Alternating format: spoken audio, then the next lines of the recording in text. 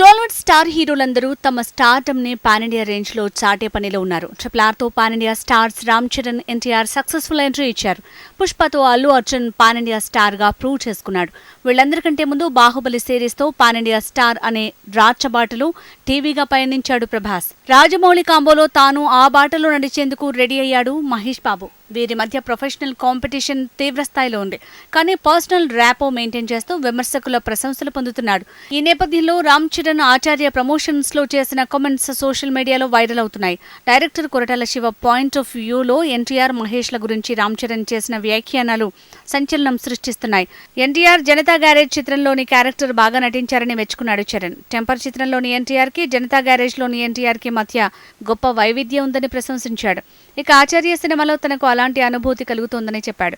మహేష్ బాబు సహజమైన నటనకు ప్రశంసలు అందించాడు చరణ్. కొరటాల చిత్రాల్లో మహేష్ బాబు చక్కని టాలెంట్ ని చూపారని మెచ్చుకున్నారు. స్టార్స్ ని గొప్పగా ప్రజెంట్ చేయడంలో కొరటాల ప్రతిభని శ్లాఘించారు చరణ్.